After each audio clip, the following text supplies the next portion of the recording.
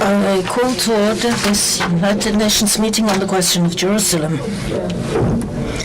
The subject of it is to strengthen international support for a lasting and just solution to the question of Jerusalem.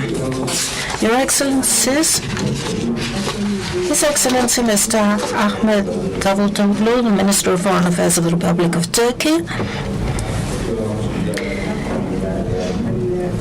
Your Excellency Mr. Yabin Amin Madani, Secretary General of the Organization for Islamic Cooperation, Mr. Mahmoud Al-Habash, Minister of the Work for Religious Affairs of Palestine and representative of the State of Palestine, Excellency Mr. Adnan Al-Husseini, Minister of Jerusalem Affairs from Palestine,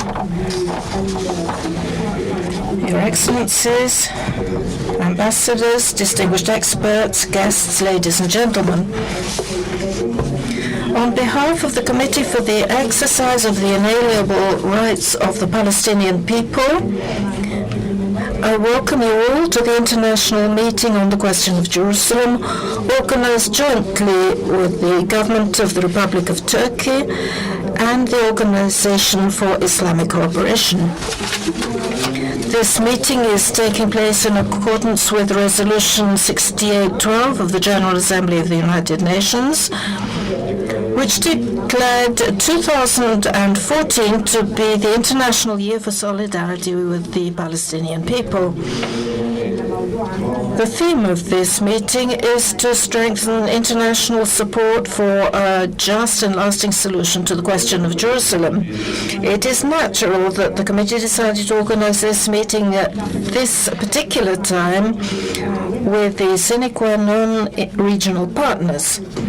I'm referring here to the government of the Republic of Turkey, a faithful friend of the Palestinian people for many years, and the Organization for Islamic Cooperation, an organization which provides political, technical, and financial assistance of vital importance, particularly concerning the maintenance of religious sites.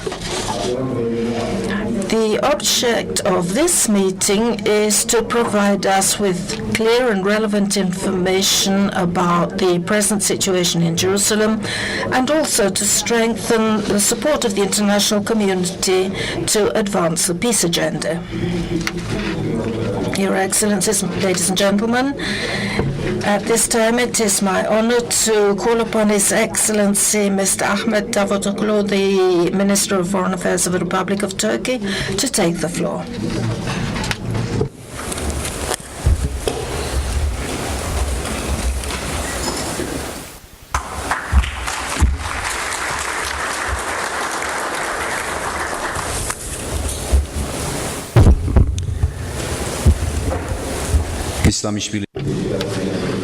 Distinguished Secretary General of the Organization of Islamic Cooperation, my distinguished brother, Mr. Yabin Amin Madani, distinguished Minister, Mesdames et Messieurs, and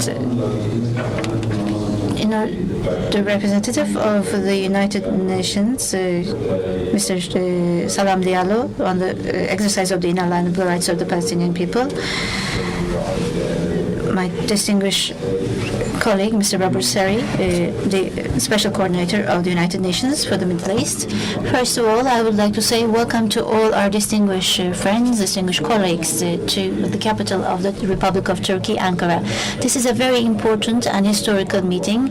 This year has been declared the year of collaboration with the people of Palestine, and in this collaboration year, with the solidarity of Palestinian people, we are extremely pleased to be able to host this meeting on the question of Jerusalem. And as the Minister of Foreign Affairs of the Republic of Turkey, and as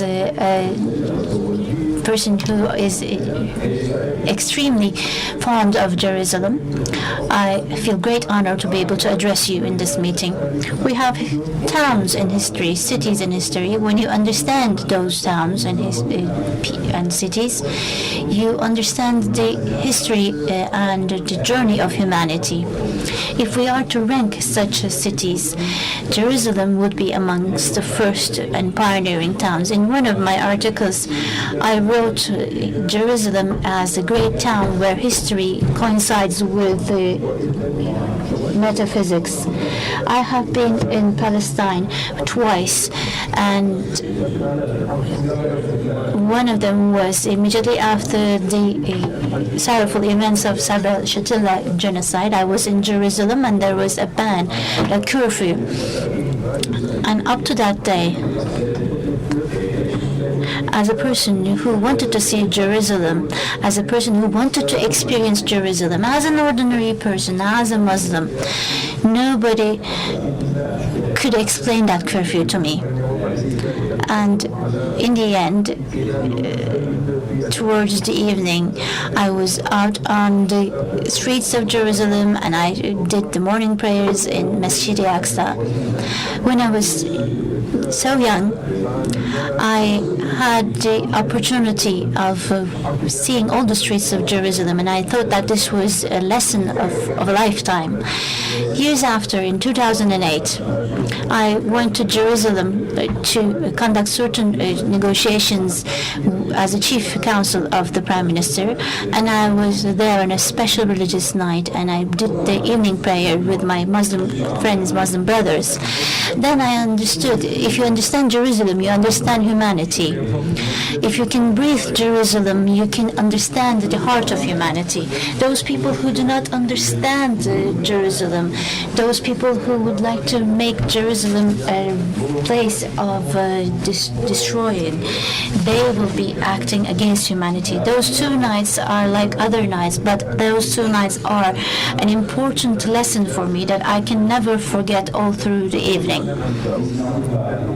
Jerusalem is actually a symbol of humanity, the history of humanity. It is a token of various prophets, Prophet Ibrahim, Prophet Suleiman, Prophet Christ, and the welfare of the Prophet Muhammad. It is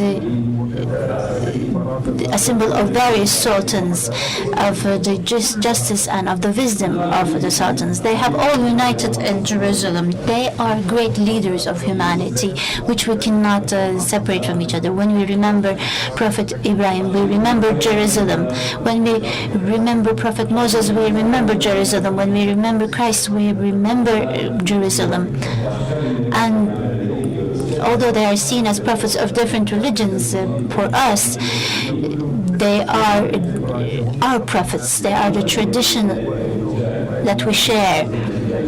So any attack against the inheritance that we receive from all these prophets is actually an attack against humanity. History and metaphysics unite in Jerusalem. Prophet Christ is actually a symbol of Jerusalem, and it is actually a journey between history and metaphysics. And it is a journey that we all witness, which we can attach a great importance to as we see Jerusalem. Therefore, Jerusalem is not just a political issue for us. For us, protection of Jerusalem, safeguarding Jerusalem is actually the fulfillment of the rights of Jerusalem. It is not a responsibility on the political sphere only. It is the protection of Jerusalem. It is something we owe to the human conscience. Today, those people who would like to get rid of all this inheritance in Jerusalem are not just acting against the people of Palestine, they are acting against the humanity, the history of humanity. Jerusalem, with its beauty, with its aesthetic value, with this deep wisdom, if we do not protect Jerusalem with all these values, we cannot reach welfare for humanity. Those people who do not understand Jerusalem cannot actually understand the essence of survival for humanity. Those people who really understand that Jerusalem with its own self know that all of these values unite in Jerusalem.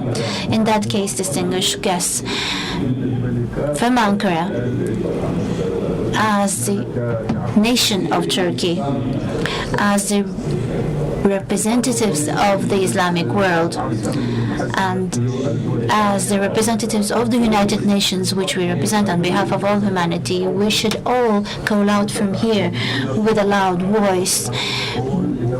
Jerusalem is going to survive with its human conscience forever.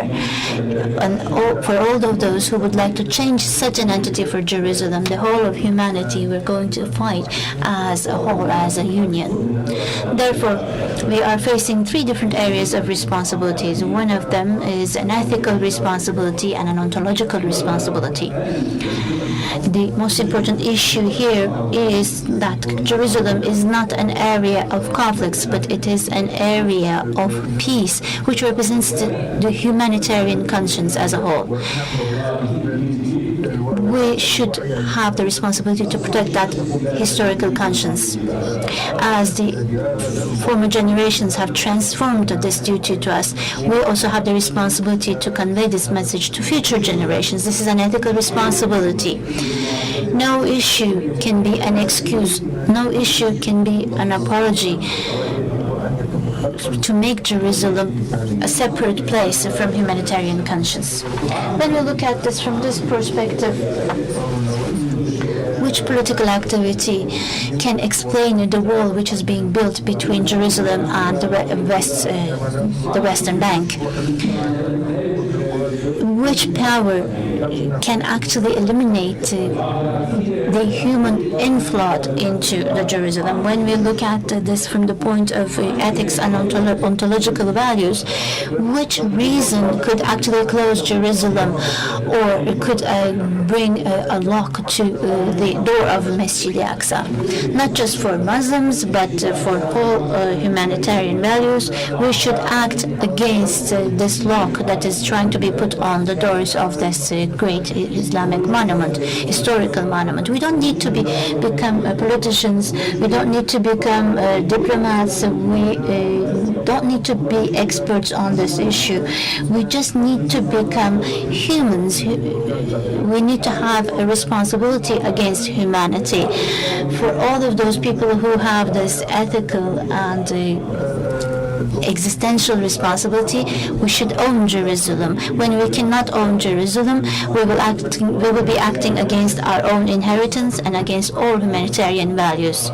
We cannot own the tolerance of Jesus Christ. We cannot own the patience of Moses. We cannot own the faith of Prophet Muhammad, and we cannot own the welfare of Prophet Muhammad, and we cannot own the justice of the Khalifa Umar. We can only own this by experiencing the responsibilities we have towards Jerusalem. We need to fulfill this ethical responsibility, and in order to fulfill this responsibility, from which ethnicity, from which religion, from which continent we're coming from should not make any difference. We should be acting against the ban of restrictions on the Masjid al-Aqsa for prayers.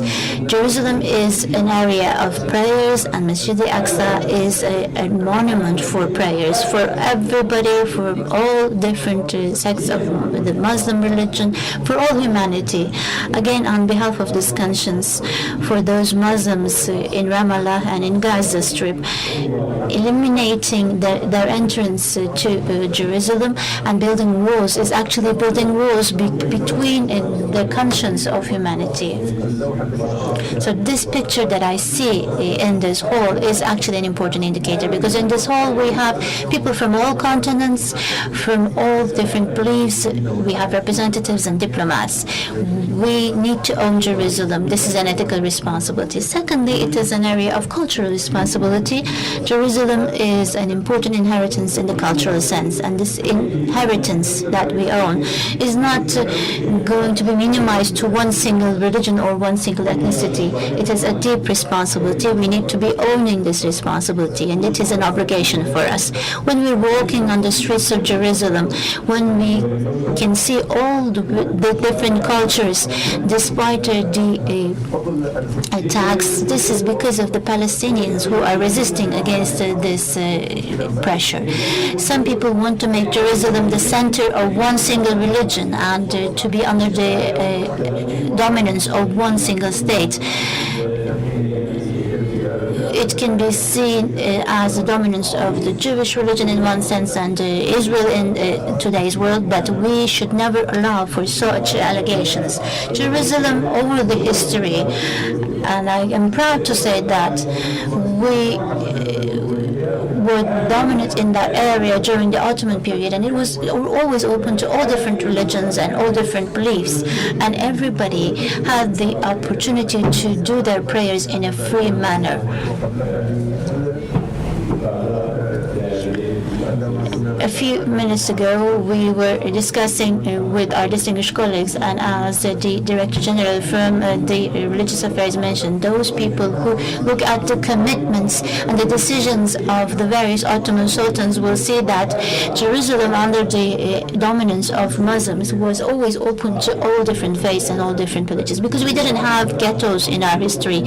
We didn't have any implementation of locking the doors of such historical monuments for other religions. When we want people to respect our religion, we always respected other religions.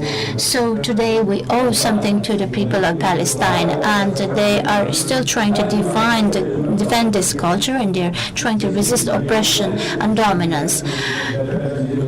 Representatives of the United Nations coming from all over the world, for them, the act of the Palestinian people trying to own this cultural heritage is something that we need to support. Nobody can actually act against the cultural identity of Jerusalem and the Muslim identity of Jerusalem. If they try to act against us, they will see the whole humanity before them. To protect this cultural inheritance is an obligation for us.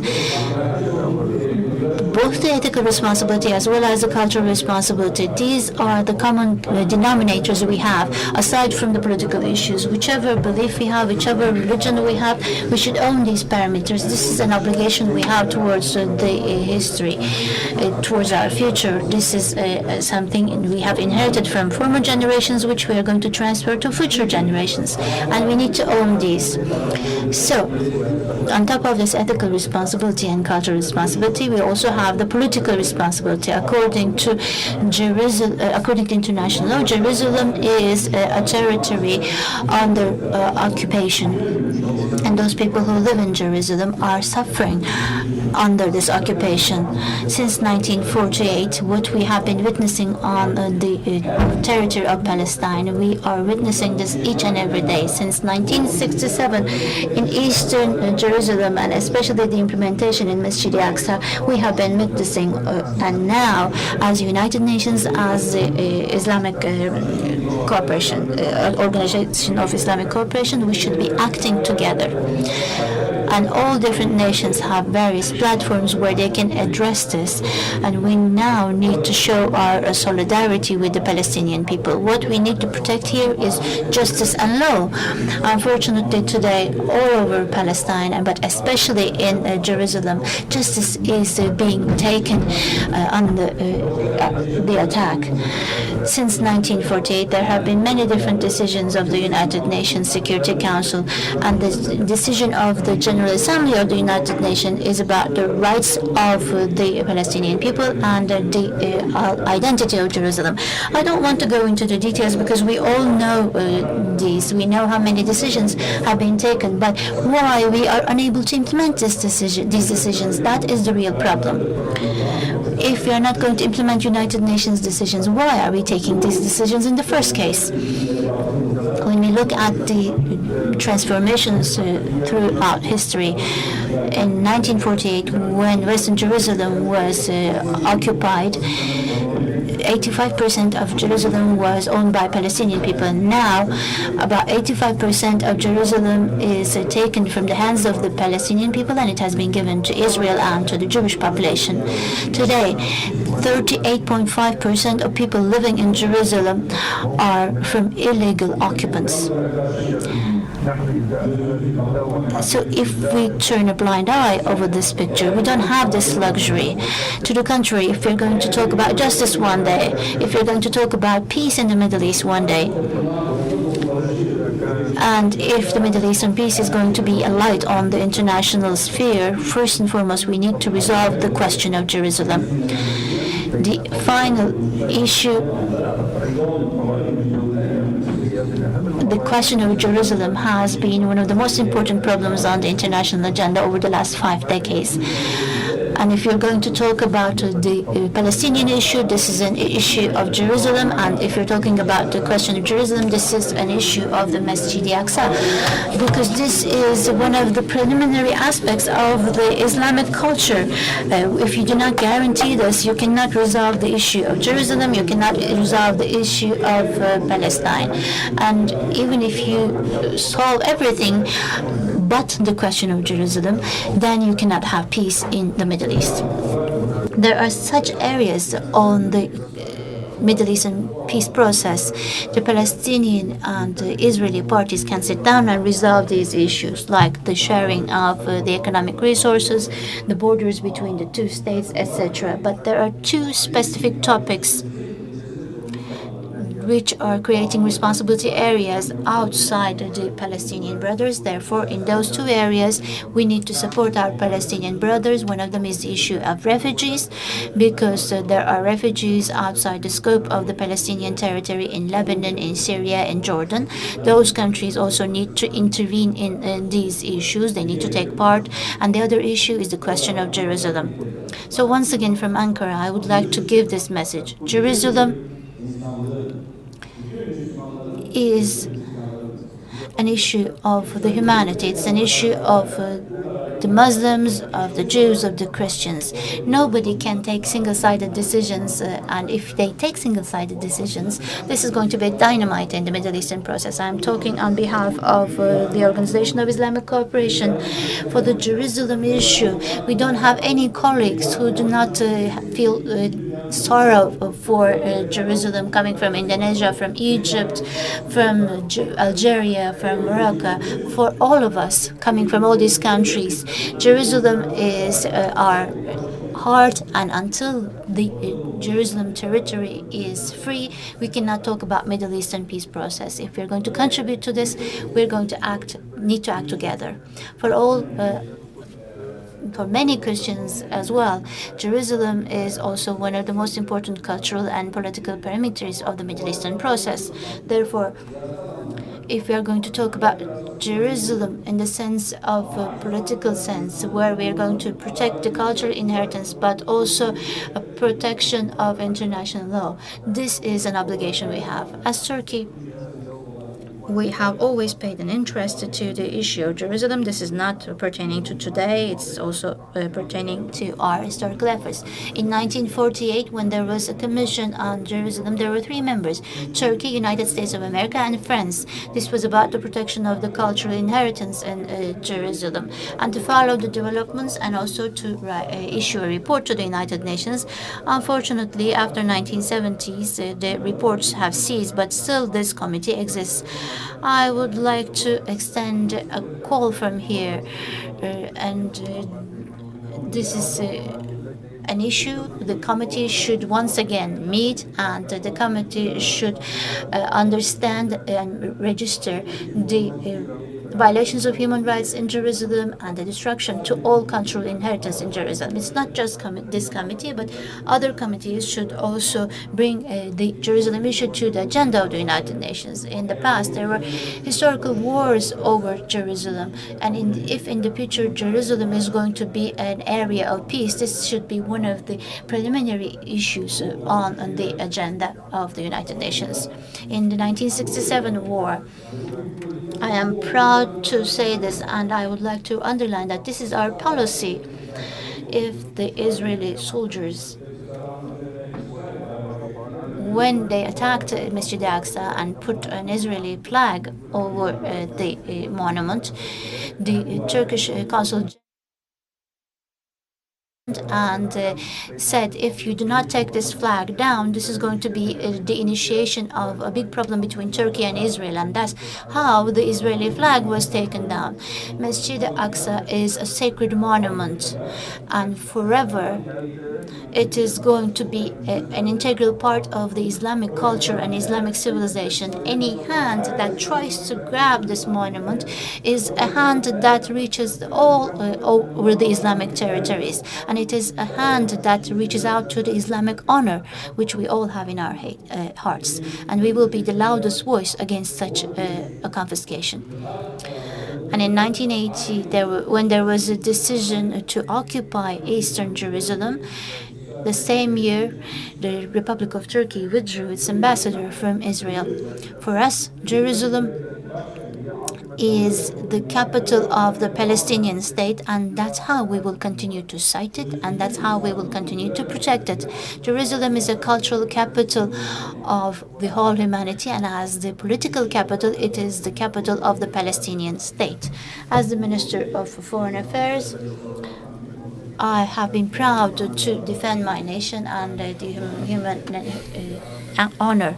But in November 2012, when recognized as a non-member state, on that day, I was together with the head of state of Palestine, Mr. Mahmoud Abbas, and I felt honored in being with him. And as the Minister of Foreign Affairs, I did not make that speech on behalf of my ministry only. I talked on behalf of 75 million people from the Republic of Turkey, for all our citizens, for the Republic of Turkey. Jerusalem is the capital of the Palestinian state, and hopefully one day Palestine is going to become a member state to the United Nations. And this is actually a debt that the United Nations can pay to the Palestinian people. This is a debt that they had declared in 1948. There have been tens of scores of decisions of the United Nations General Assembly, and this is not a concession that they give to the Palestinian people. It is a debt they need to pay. And hopefully the Palestinian flag will be posted on a flag post before the United Nations one day as a member state. And only then we can have a two-state solution. When one party exercises all its rights and actually abuses all its rights of being a state and occupies a territory and does not recognize any international decision, including the Geneva Convention, if the other party does not become a state and tries to negotiate, this is inequality from the very start. Again, in 2007, when there were certain construction activities which were trying to disturb the character of the Masjid al-Aqsa, there was a delegation that went to Jerusalem from Turkey for the first time, made an analysis of the construction, and I was chief counsel at the time. I was in the delegation, and the report that we had prepared on this development was sent to all United Nations members and to relevant institutions of the United Nations. From here, I would like to once again make a call repeatedly. It's now more than 6 decades.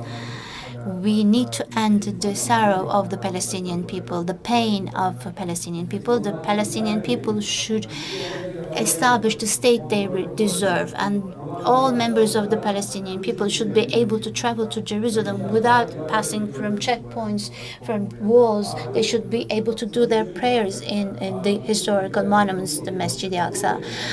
From this point on, we should not allow any activity to destroy the historical identity of Jerusalem. Over the last 60 decades, there is only a very limited number of cities which have seen such a destruction of an identity or a historical character. This is an attack on all humanity. So all streets of Jerusalem, even a single stone that you take from that, whether it is a sacred monument, it's a mosque or a church or any other religious monument, even a small piece of stone is actually a humanitarian crime. For the protection of this cultural inheritance, we do believe that the United Nations should play a much more active role, and our call to the international community is for those people to constantly keep the question of Jerusalem on the agenda, and for all those people who are living in the territory of Jerusalem, deprived from their rights, just traveling by certain travel documents. We need to own the rights of our Palestinian brothers. When Berlin was the symbol of the Cold War, the Berlin Wall was a symbol of the Cold War. The wall that is being built between the Western Bank and Jerusalem, that wall of shame, is actually a symbol of the attack on the humanitarian honor. One day that wall is going to be destroyed, and the destruction of that wall is going to be a symbol of peace in the territory of Palestine for all people coming from all religions, and we should accelerate the humanitarian process and the peace process. But this peace process should only be possible when we have a two-state solution and when we recognize the Palestinian state as a state. Here, our call to our Palestinian brothers is that you should never be hopeless. You should never be pessimistic. You are fighting not just for Jerusalem or for Palestine. You have always been patient. You have been resisting to keep the humanitarian honor. We owe you, and in order to pay this debt, we are going to side by you. We're going to support you. We will be hand in hand with you, the Republic of Turkey, for the cause of Palestine, for the question of Jerusalem. We are going to evaluate all of your requests in a positive manner and try to help you out, like we did throughout the centuries with various ethnicities, until we could reach peace in the Middle Eastern territory. And our Palestinian people have a debt to us. When we are supporting them, the debt they're going to pay to us is the unity, the unification of our Palestinian people. If they're going to ask for one more thing, what we request from them is for them to keep their unity. Mahmoud Abbas, Ismail Haniyeh and Khalid Meshali, we had meetings with them in the recent weeks, and I congratulated them on the national reconciliation. When the Palestinian people act as a single body, they can be a single voice and they can advance. But when we are talking about a divided Palestine, it is going to lose its capacity to fight for its rightful cause. And in the end, I would like to address to all our brothers in the Islamic world. Jerusalem is not an issue that we can talk about for solidarity in similar halls. Today, even greater than before, we should be siding by Jerusalem in practice. And how can we do this? We need to show that Jerusalem is a sacred city like the other religious sacred cities like Mecca, like Medina, and we should be traveling to Jerusalem in great waves.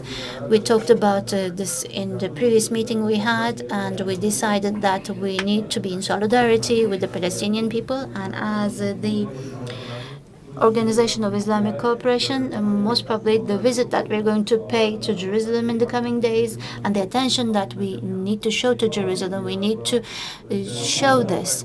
The Pope will be visiting Jerusalem, and the Muslim people will be visiting Jerusalem, and with these visits, they're going to show that Jerusalem cannot be owned by a single religion, cannot be owned by a single ethnicity or a single state.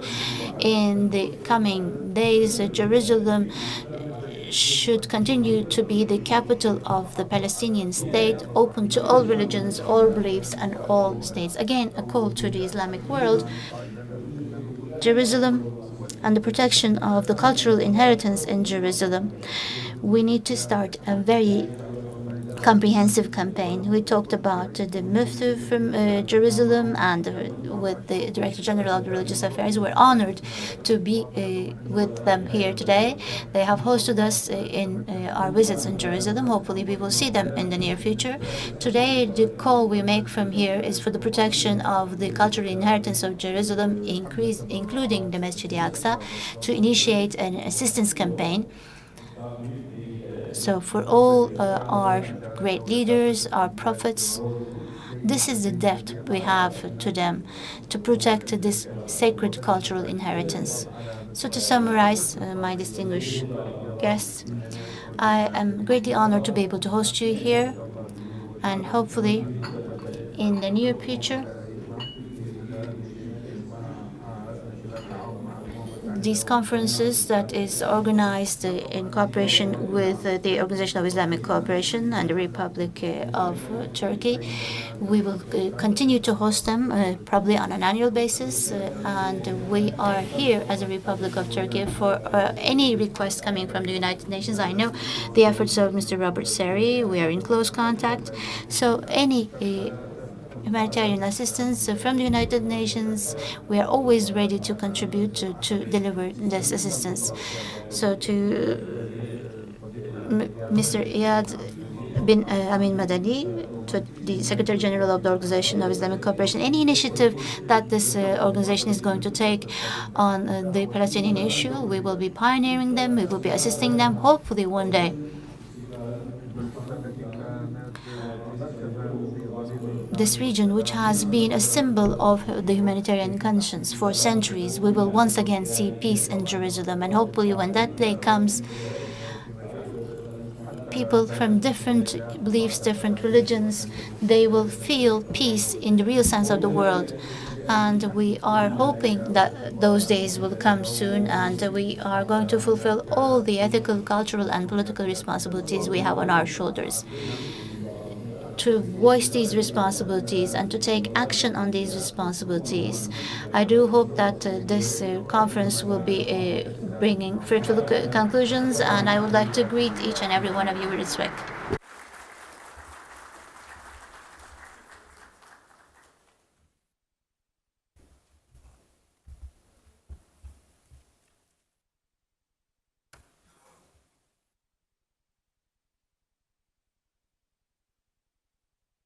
Je voudrais, en votre nom à tous, remercier Son Excellence.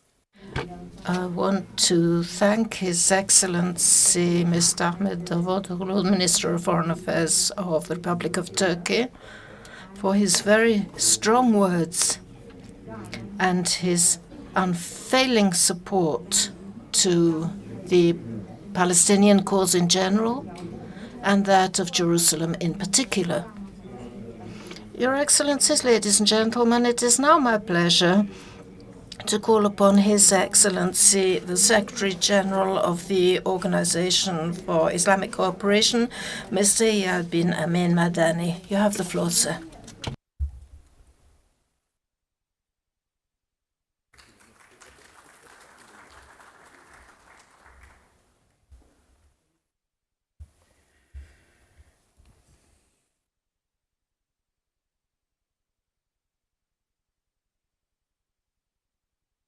In the name of God, the merciful, the compassionate, may peace be upon the Prophet. For me to speak in English so that I can speak directly to them. So I will do so with the permission of all those who don't speak English as their first language. I plan to say some greetings in Turkish. I asked His Eminence to help me, but I can hardly read them. But it says, I'm very pleased to be here in Ankara with you. Of course, some of those who are from Istanbul perhaps would say it would have been nicer if we had met in Istanbul. I was talking to some Turkish friends about what they like in Ankara, and they said the best thing they like is that it has an airport where they can fly on to Istanbul. But I love Ankara. I'm very pleased to be here. I've been here many times, and every time I come here, this city is more and more attractive, more and more accommodating, and more enriching in terms of culture and people you can meet and interact with. Excellency, Mr. Ahmed Davutoğlu, Minister of Foreign Affairs of the Republic of Turkey, Excellency, the Minister of Awqaf in the State of Palestine, Excellency, Mr. Robert Seri, the UN Secretary General's representative, and Ambassador Abdussalam Diallo, Chairman of the Committee on the Exercise of the Inalienable Rights of the Palestinian People. Ladies and gentlemen, allow me at the outset to express the OIC's appreciation for the efforts undertaken by the Committee on the Exercise of the Inalienable Rights of the Palestinian People, and for its chairman, Mr. Diallo, and all the members of its bureau for their diligent action in the service of the just Palestinian cause.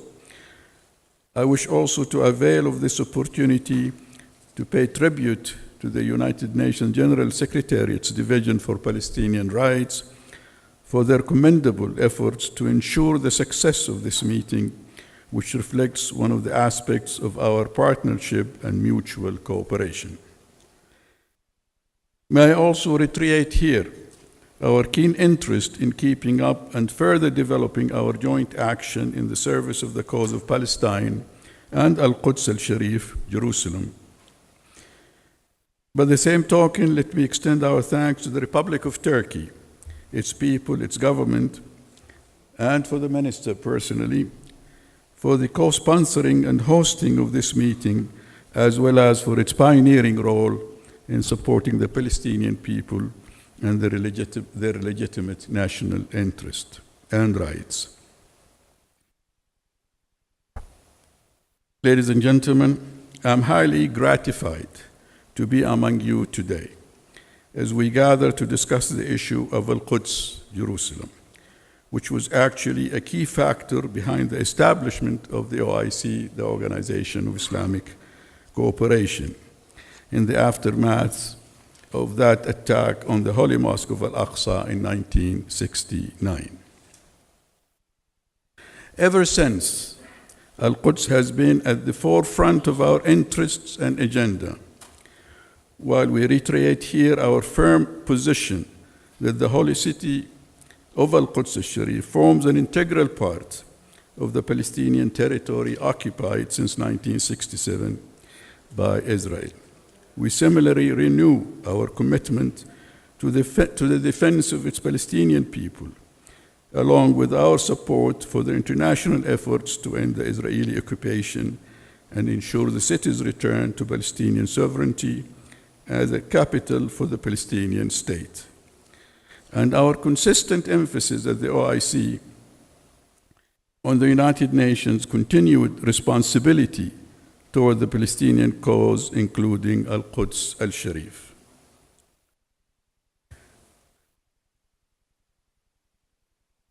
Ladies and gentlemen, the OIC has been following with deep concern the serious Israeli policies in the occupied city of Al-Quds and its various undertakings designed to alter the city's geographical and demographic character,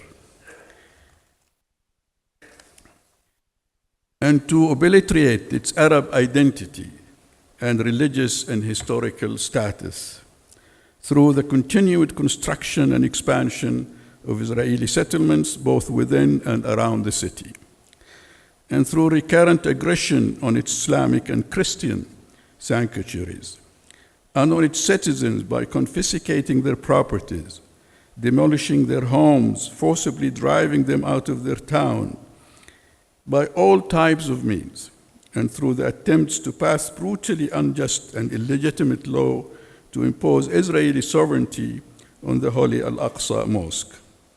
All in addition to the continued settlement policy, the Judaization process, the confiscation of land, in addition to imposing the siege on the Gaza Strip.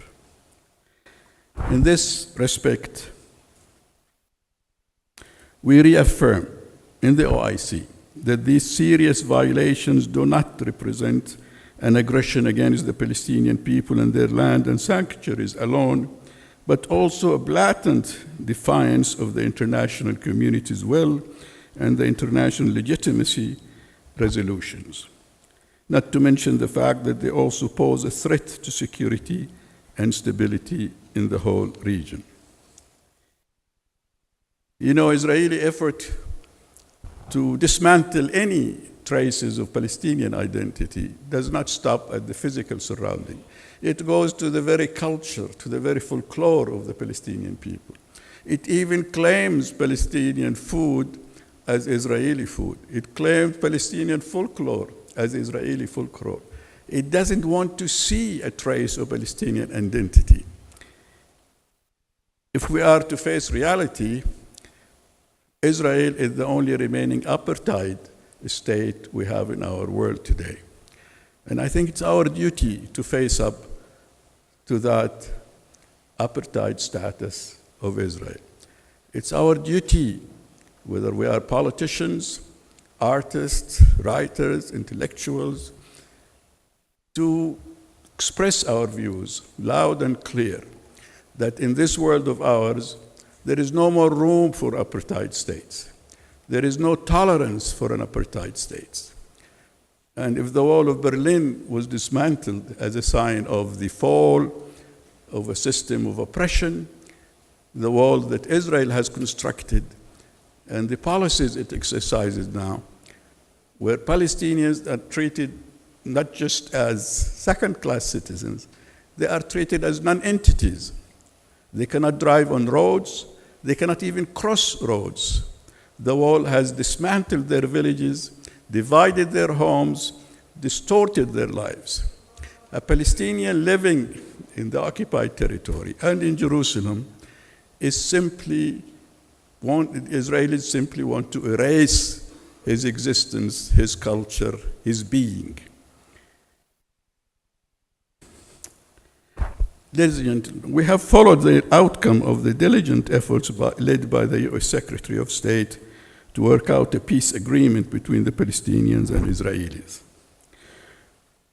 But we are today on a critical political juncture in the impasse reached in the peace negotiations with the end of the 9-month period, after Israel, the occupying force, shut down all the doors to any possible progress towards a just and comprehensive political settlement that would ensure security and stability in the region, having persistently refused to honor its commitment to release the Palestinian political prisoners, in addition to announcing the construction of over 14,000 new colonial settlements units over the 9-month period. The immensity of the Israeli violations of international law, which has exceeded no limits and take account of no law, command us to look for a different brand of international intervention. It should not be acceptable that Israel continues to conduct itself as if it were a state above the law, perpetrating its exactions fearless of any response and with full impunity. It is our common responsibility, it's the responsibility of the international community the responsibility of all states, of all institutions, of the civil society, to deal with these Israeli violations on the basis that they form a threat to international peace and security.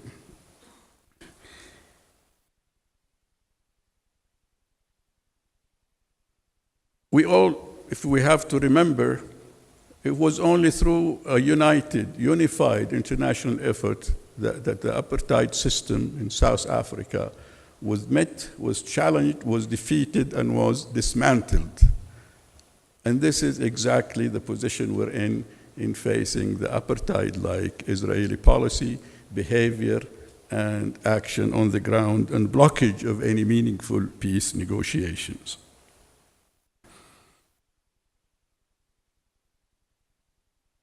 We have to make sure that these policies, if continued, have a price. They have a price tag. Israel needs to pay a price. And the price cannot come only from the Palestinians.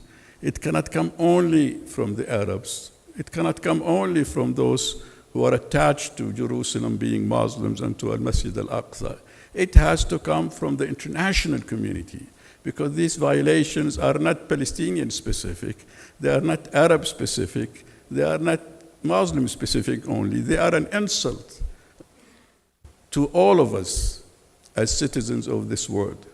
They are an insult to our humanity. They are an insult of our beings, of our notion of being equal. Of course, we appreciate some of the steps taken, like the steps recently taken by the European Union. But it's going to take more than that to make a dent in the way Israel is handling the Palestinian issue, Al-Quds al-Sharif, and Al-Masjid al-Aqsa.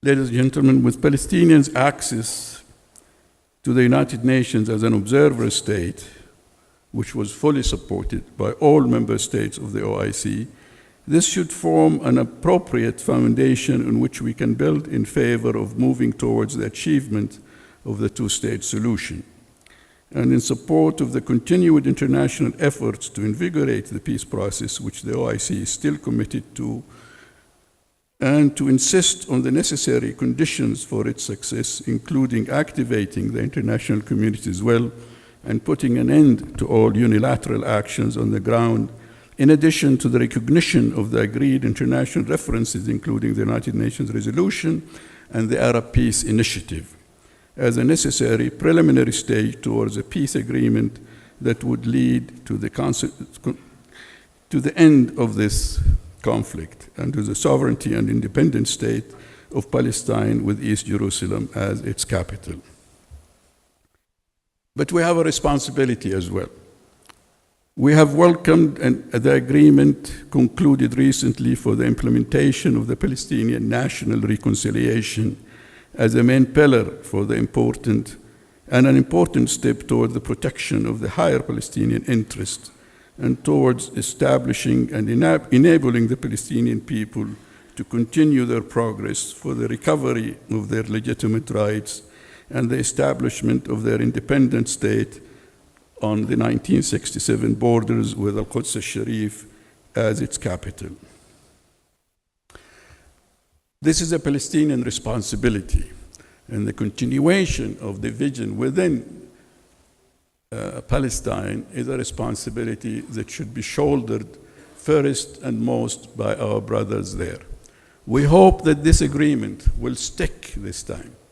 We hope it will go beyond the failures of the agreements signed in Mecca al-Mukarramah, in Qatar, and in Al-Qahira, in Cairo. But we have to give a supporting hand.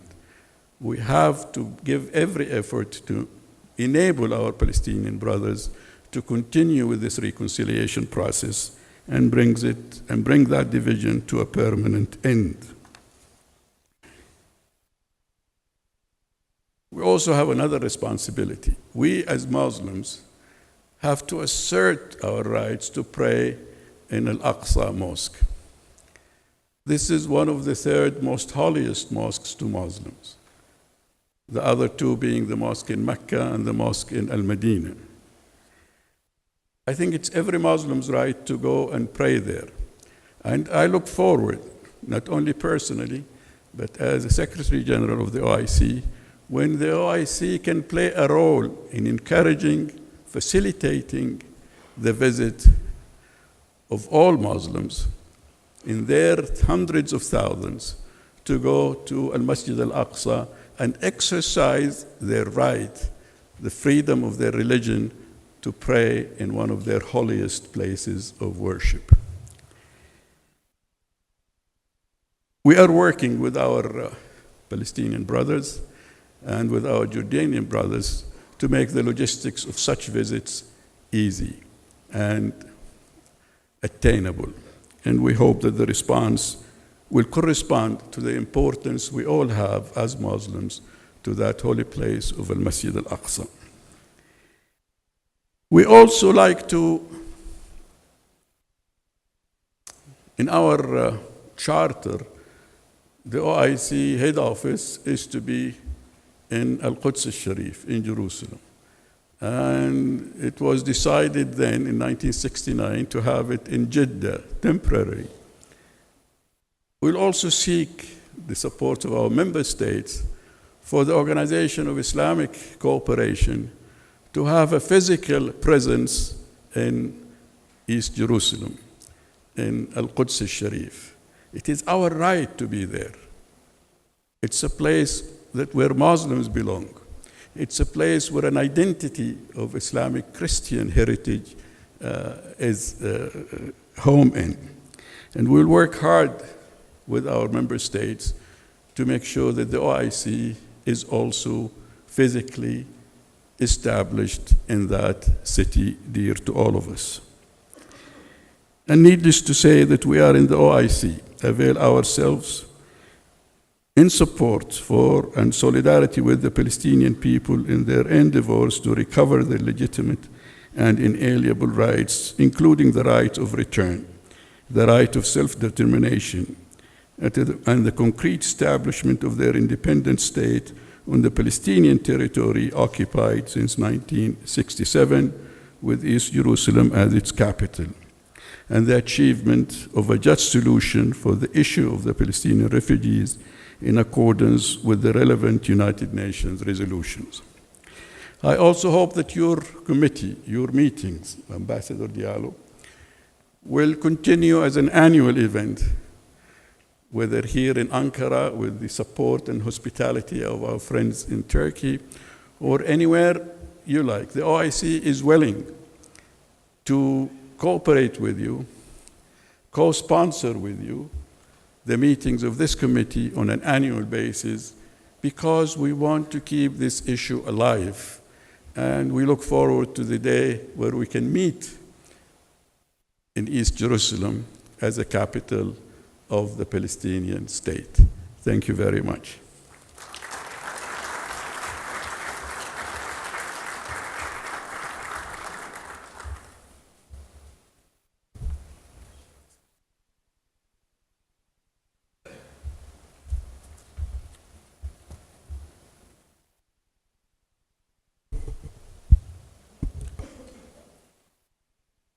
Je voudrais remercier I thank His Excellency Madani, the Secretary General of the IOC, for his very brilliant statement, and also for the unwavering support of his organization to this meeting, which has been jointly organized by our committee and the Republic of Turkey.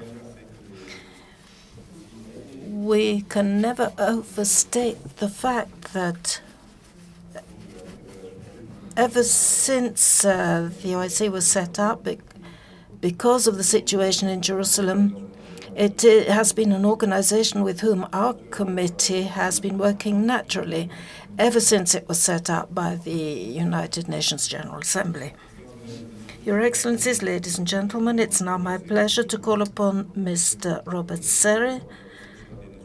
He is the United Nations Special Coordinator for the Peace Process in the Middle East and also the representative of the United Nations Secretary General. And as such, he is going to read the message addressed to this meeting by the Secretary General of the United Nations, Mr. Ban Ki-moon. Mr. Serre.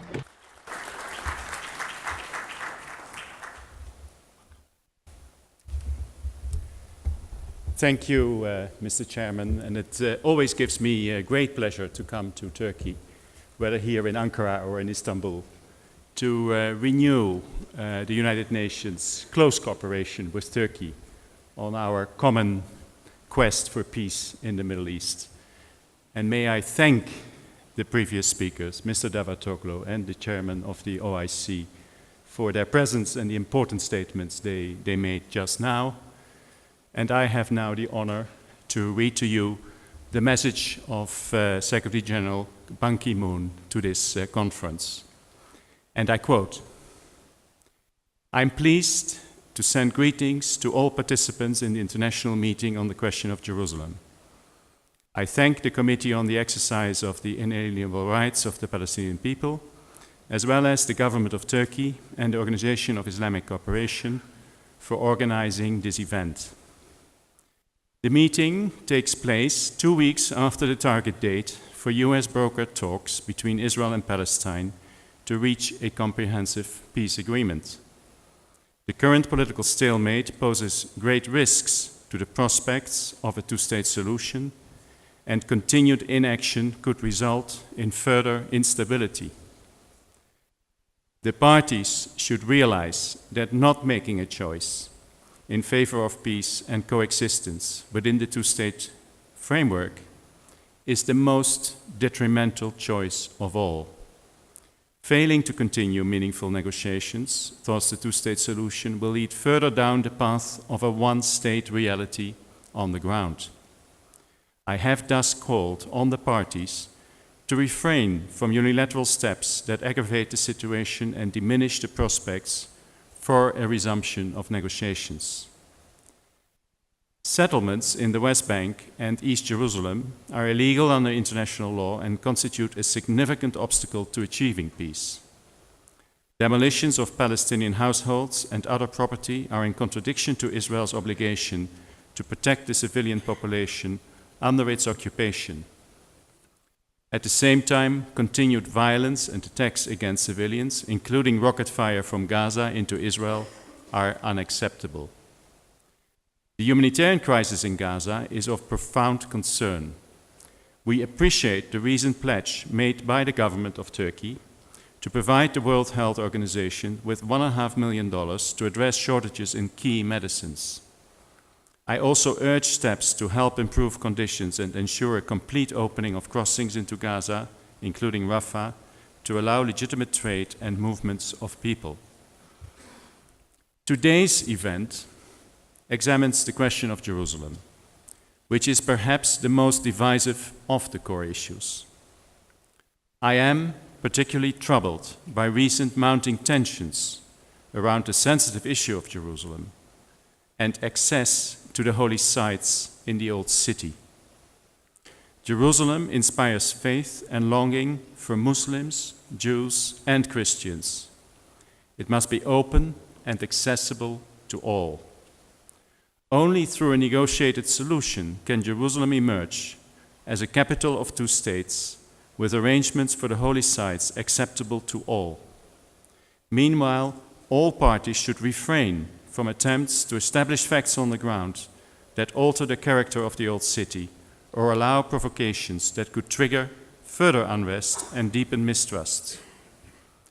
Now is the time for the parties, supported by the international community, to take action to realize their commitment to the vision of two states for two peoples, Israel and Palestine, living side by side in peace, security, and mutual recognition of each other's legitimate rights and those of their respective citizens, with the status of Jerusalem settled as part of that solution.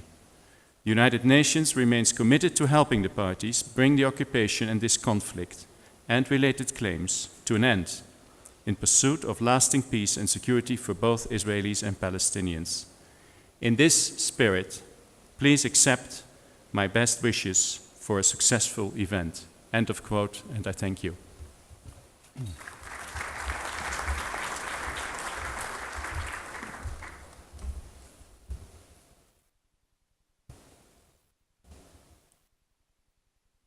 Je remercie M. Seri d'avoir accepté de représenter le secrétaire général.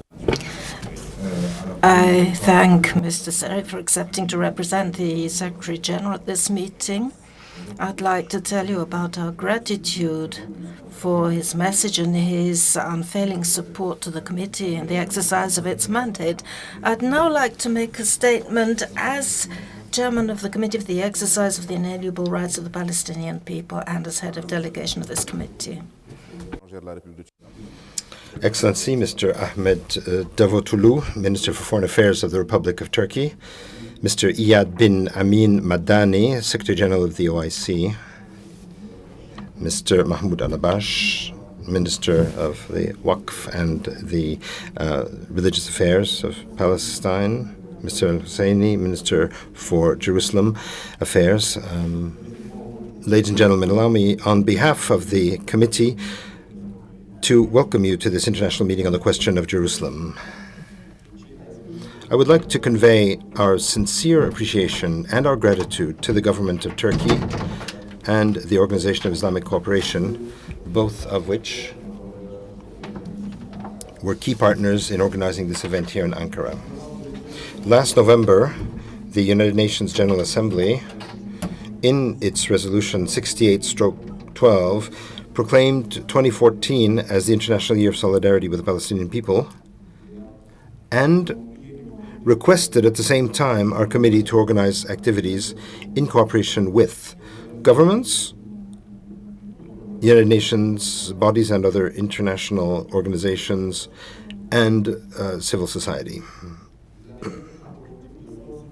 The objective of the year is to raise international awareness of the main issues of the question of Palestine, but at the same time to promote peace between Palestine and Israel. The idea being to raise awareness about the obstacles to a meaningful continuation of the peace process, including the settlements, including the situation in Jerusalem, including the blockade of the Gaza Strip, and finally the humanitarian situation in the occupied Palestinian territory. A few weeks ago, our committee met in a closed session in Geneva, where we learned from a number of prominent international legal scholars about the possibilities and the constraints related to the State of Palestine's application to international legal instruments, including the Geneva, Vienna, and Hague Conventions.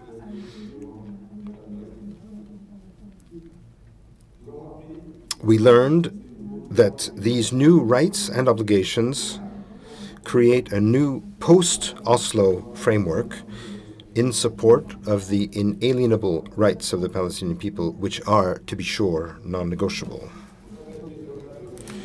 Our committee, as a committee of the UN General Assembly, is firmly wedded to a two-state solution, and we are very grateful for the prodigious diplomatic engagement by U.S. Secretary of State John Kerry. We have called on all parties to act responsibly to create an appropriate climate for productive negotiations to resolve all final status issues, to also bring about an end to the Israeli occupation, a total Israeli military withdrawal from the Palestinian territory occupied in 1967, including East Jerusalem, and the realization of the inalienable rights of the Palestinian people, including the right to self-determination. However, despite the international community's calls on Israel to stop settlement activity, the expansion of settlements continues at an alarming rate in the occupied West Bank, including East Jerusalem, accompanied by the demolition of Palestinian homes and the expropriation of Palestinian land. These acts are a violation of Articles 49 and 53 of the Fourth Geneva Convention, which states that it is unlawful for an occupying power to transfer parts of its own population into the territory it occupies. International humanitarian law prohibits, therefore, the establishment of settlements, as these are a form of population transfer into an occupied territory.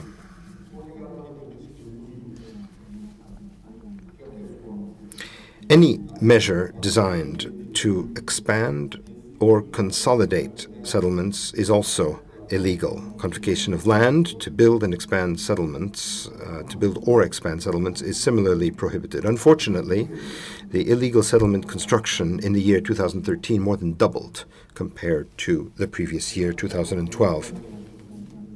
As member states of the United Nations, it is also important to remember our collective responsibility over Jerusalem.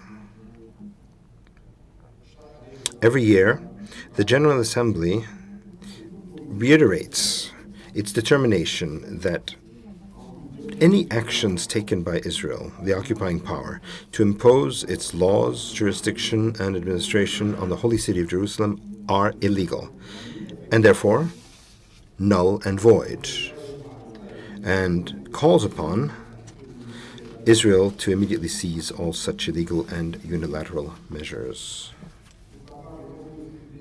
Now, for its part, the Security Council has adopted at least 7 resolutions on Jerusalem, starting with the very well-known Resolution 252 of 21 May 68, which considered that all legislative and administrative measures and actions taken by Israel, including expropriation of land and properties thereon, which tend to change the legal status of Jerusalem, are invalid.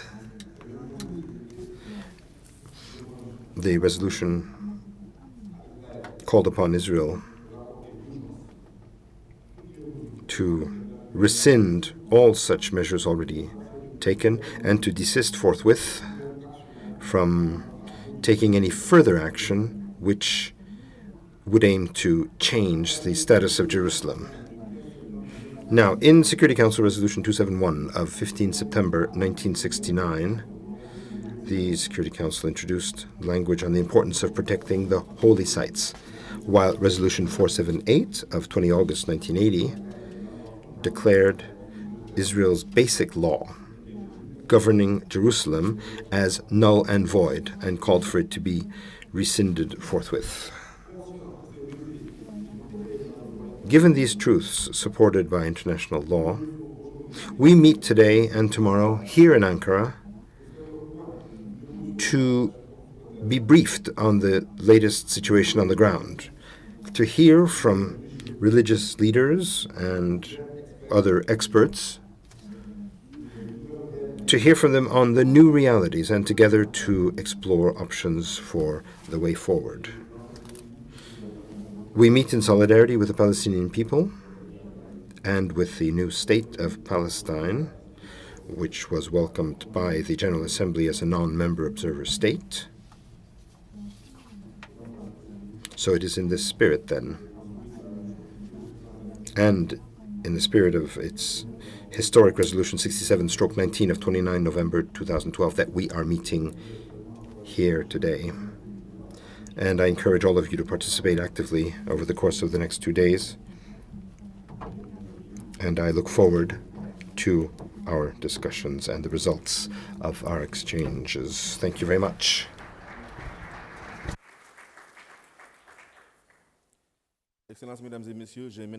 Ladies and gentlemen, it is now my pleasure to welcome His Excellency Mr. Mahmoud Al-Habaj, the Minister for Waqf and the Religious Affairs of Palestine and representative of the State of Palestine at this meeting.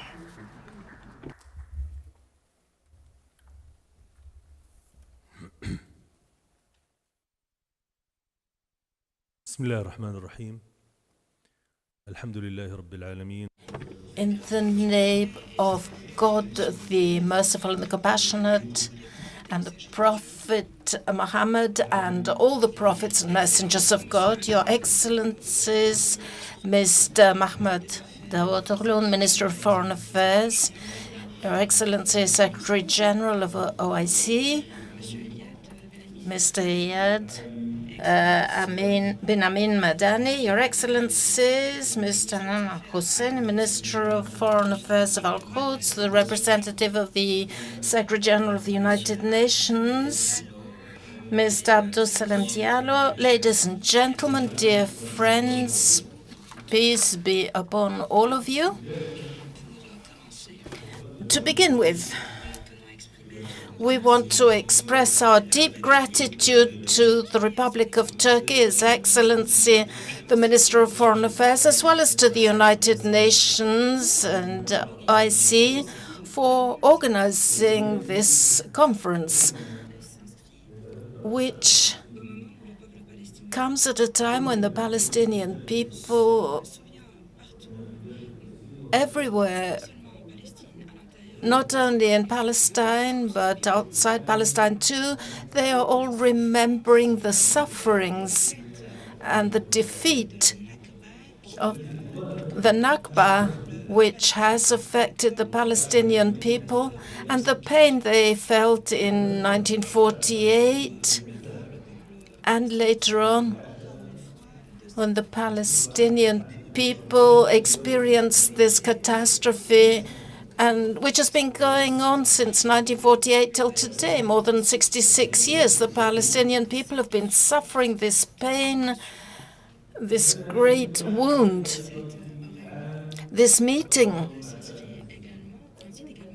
also coincides with the International Year for Solidarity of the Palestinian People, 2014, which is International Year for Solidarity of the Palestinian People, to exercise their inalienable rights. Sometimes we need to take a step backwards and look at history so as not to lose sight of what happened, so that we can look to the present and the future, to construct the future. The history of Jerusalem, ladies and gentlemen, dates back more than 5,000 years when Jerusalem was established. It was established by us, the Palestinians, 5,000 years ago. We founded the city of Jerusalem and we called it the City of Peace. From there on, the word Jerusalem is a Palestinian word, which means Jerusalem, which was founded by the Palestinians some 5,000 years ago. Since then and until now, many peoples, many states passed through Jerusalem. It was occupied by many armies. But what remains unchanging in Jerusalem is the presence of the Palestinians. Many people passed through it. Many countries came and went, but what remained in Jerusalem and was never absent throughout 5,000 years was the Palestinian people. The real owner of this city, the real owner of the rights to sovereignty, and the only one with the right to own this city, who founded this city, and has been living there for more than 5,000 years. With the advent of Islam in Palestine, in Jerusalem, the Muslims strengthened the Palestinian presence, Palestinian rights. We're not only talking about the rights of the Muslim Palestinians, but Christian Palestinians too. And the covenant signed by the second caliph and the patriarch of the holy city, and this bears witness to history and the truth of it. So, Jerusalem became an Islamic city, but it remained a Palestinian city which has kept its Palestinian identity, and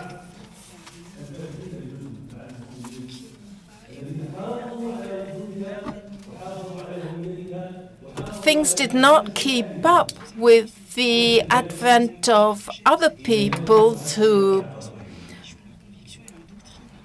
had different religions, doctrines, but kept faith with the city, so that Jerusalem, for us, the Palestinians, is the true history of our existence. Without this city, we lose our history. We lose the reason why we exist. Apart from its holy and religious character, Jerusalem is for the Palestinians, be they Christians or Muslims, whatever may be their religious convictions, it is an integral part of their religious heritage. Palestine will remain ours because the Palestinians will remain there, inside and outside Palestinian. For all Palestinians, Jerusalem is the spirit. It's not just a city we live in. Jerusalem is a spirit, is our spirit. It is a soul which gives us our life and our energy to go on living, and without it we would be dead. The Palestinian state to which we aspire, with Jerusalem as its capital, would be a dead country without it.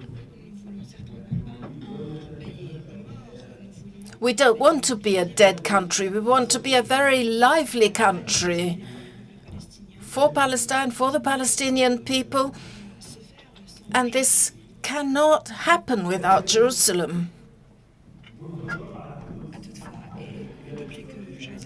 In any case, Jerusalem fell to Israeli population in 1967 and has been so until today. Jerusalem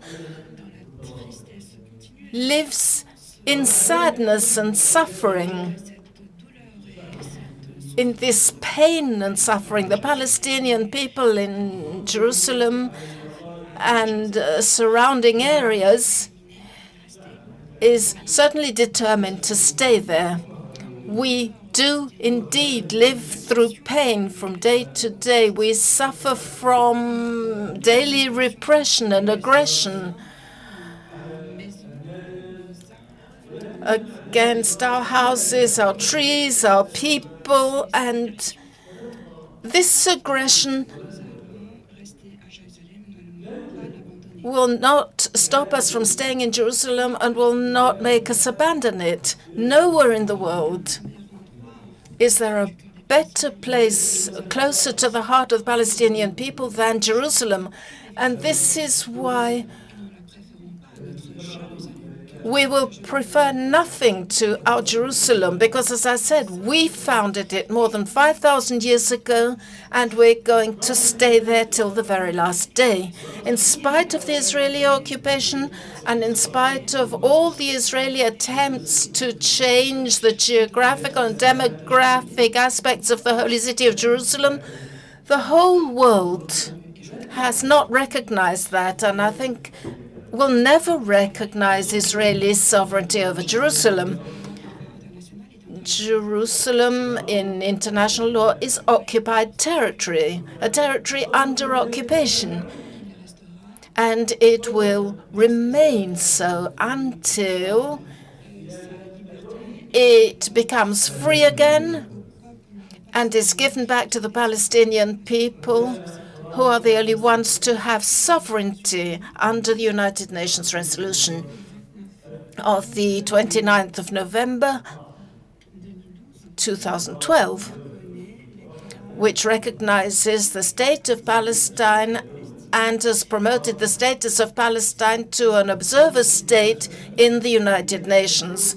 Palestine, with the 1967 borders, including Jerusalem, which confirms the status of Jerusalem, which is a territory under occupation, and the occupying country has no right to alter its geographic or demographic aspect for whatever reason, for whatever conditions, and this must be considered as a serious violation of international law by Israel, a violation of international peace, a war crime, for which international law should punish it with all its strength so that it does not persist in its practices. It is an integral part of our religion, our history. Our position on Jerusalem is exactly the same as the one concerning the whole of the occupied territories. Jerusalem is the capital of occupied Palestine. Peace will not happen without that city. Those who talk about peace and those who work for peace do realize this truth. No peace in the Middle East without the state of Palestine. Peace cannot happen as long as the state of Palestine has not been established under international law and the resolutions of the international community and the initiative of the Arab countries. There will be no Palestinian state without Jerusalem. This is the equation. No peace without Palestine and no peace without Jerusalem, capital of the state of Palestine.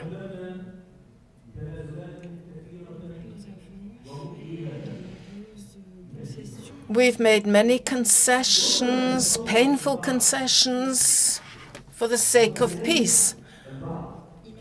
Perhaps some people imagine that the Palestinian catastrophe, which began in 1948, meant that we accepted a Palestinian state with the 1967 borders. We accepted this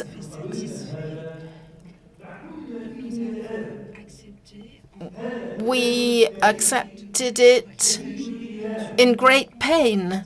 This was a historical concession which was very painful to the Palestinian people. It is a concession which is painful and which caused a great deal of suffering, but we did it for the sake of peace. And what did we get in exchange?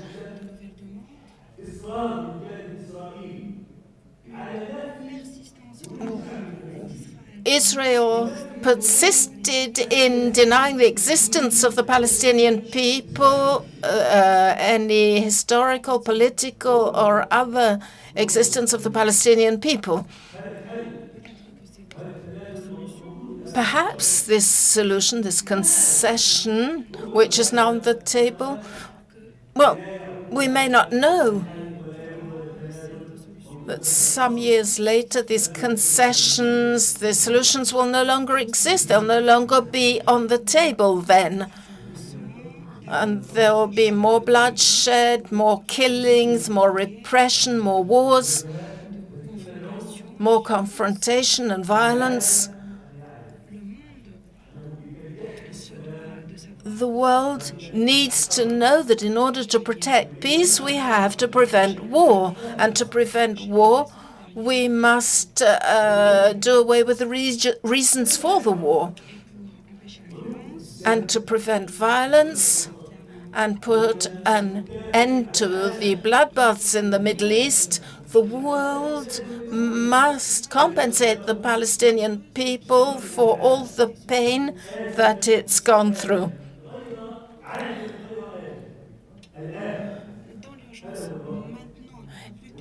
It is urgent now, not later on. This is the right time, because it may be too late later on, and I'm afraid it will be too late.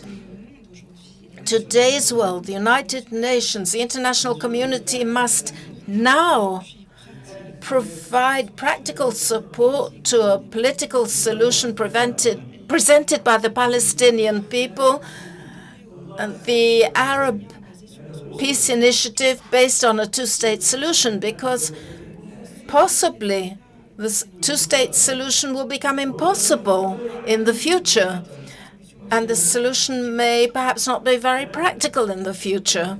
So where will the world be?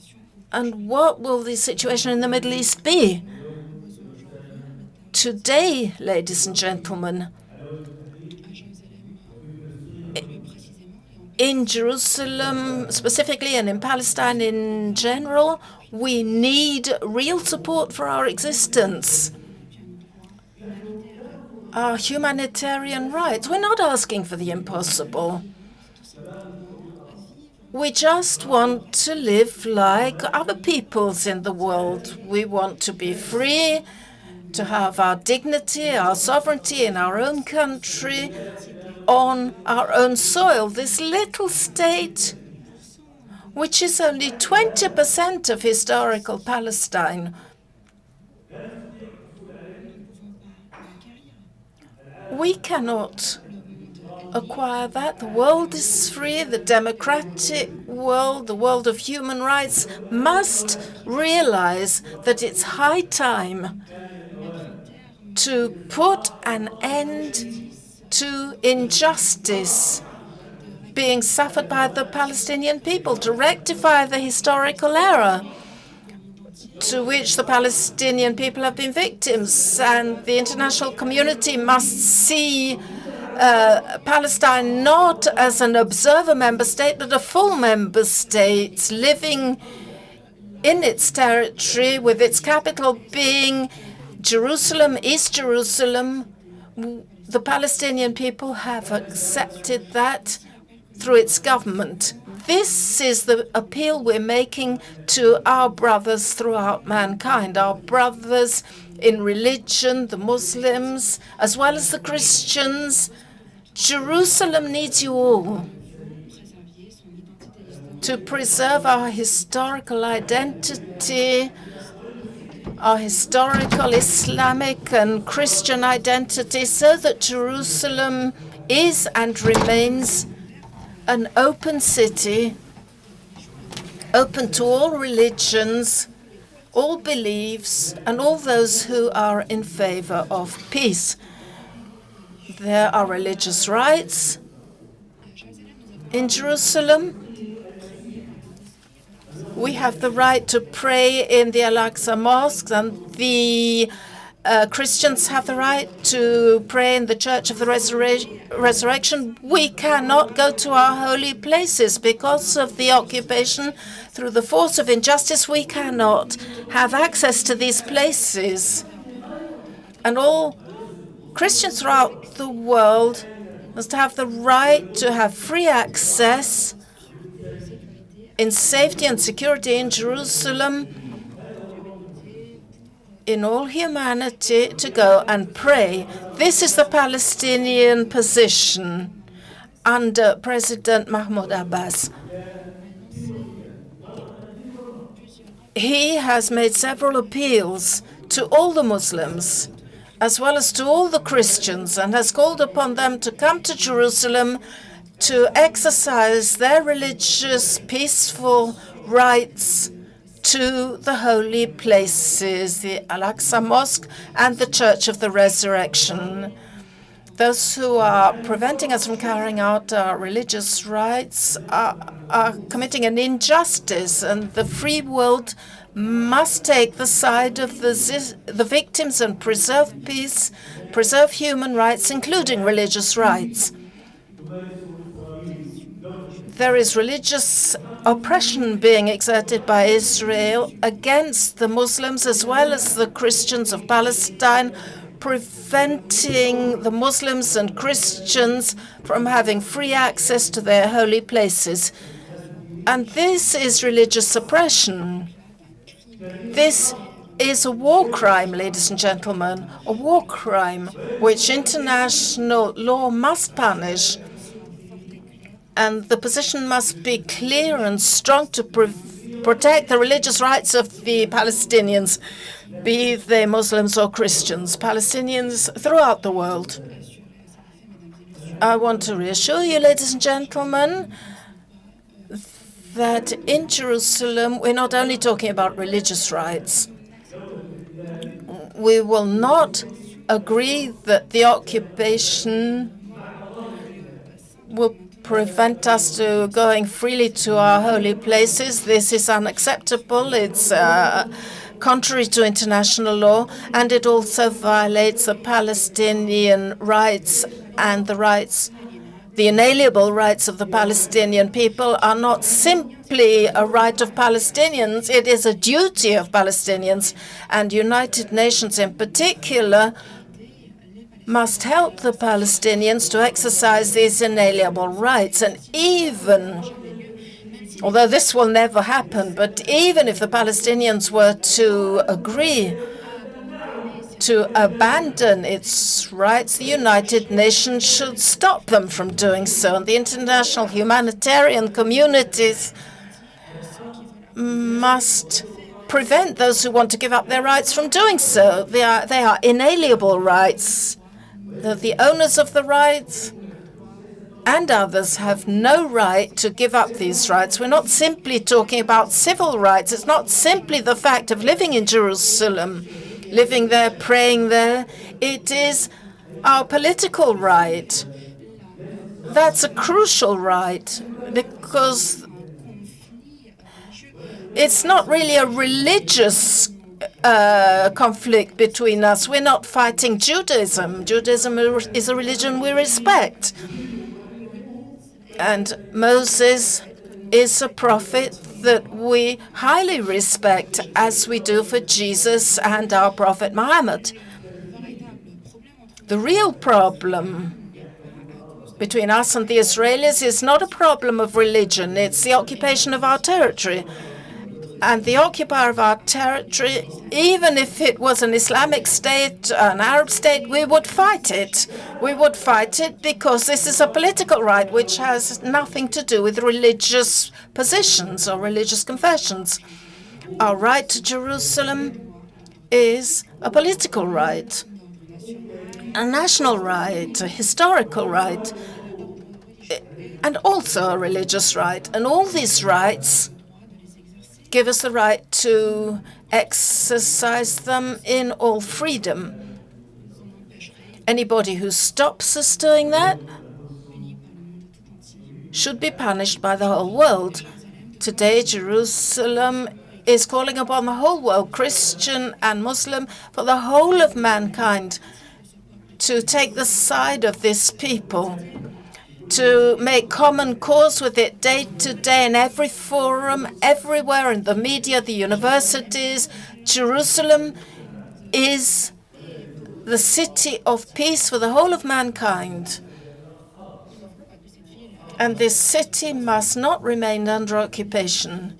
The owners of this city must get it back. We are the owners of this city. Thank you very much.